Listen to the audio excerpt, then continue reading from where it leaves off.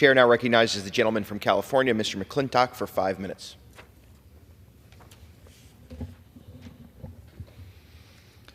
Mr. Speaker, President Biden marked the 3rd anniversary of the January 6th Capitol riot by calling it a, quote, day that we nearly lost America, and he asked, is democracy still America's sacred cause?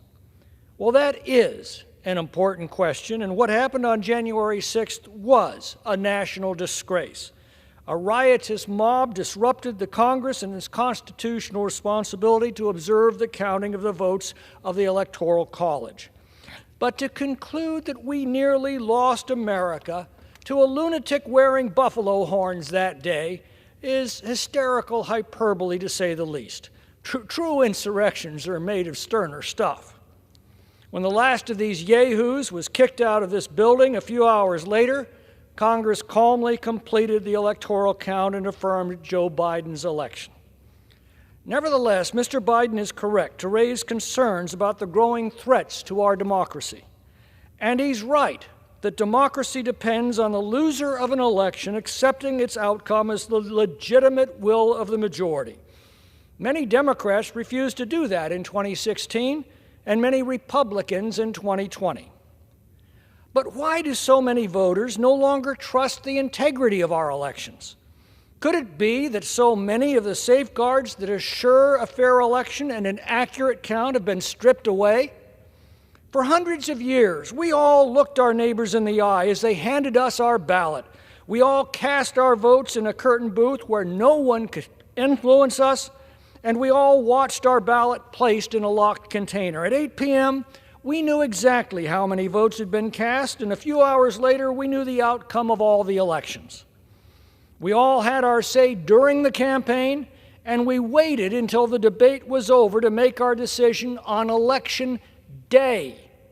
It was very hard to cheat, and everyone could trust that process. But all that has changed. In recent years, the leftist Democrats have rigged election laws to extend voting over an entire month, accept ballots after Election Day, harvest ballots by political operatives, use mail-in ballots where there's no chain of custody, prevent observers from unobstructed views of ballot counting, and suppress debate and hide critical information from voters. Freedom of speech is the beating heart of democracy, yet the left-leaning bureaucracies, including increasingly independent of the will of the voters, actively colluded to influence elections by intimidating political opponents, starting with the Tea Party. They've promoted utterly false narratives, most notably the Russian collusion hoax. Courts have recently found the government guilty of violating the First Amendment by actively pressuring social media platforms to censor the very political dialogue that is central to the functioning of a democracy. The president even attempted to establish a disinformation czar to decide what information could reach voters. Our fundamental democratic institutions are also under growing attack. The left has been very clear that it intends to pack the Supreme Court by creating new seats for leftist appointments and to pack the Senate by creating overwhelmingly Democratic states like Washington, D.C. Less than 2 years ago, leftist mobs descended on the homes of Supreme Court justices and an illegal pressure and intimidate them. Yet Mr. Biden's Department of Justice refused to enforce the law that protects jurists from such bullying.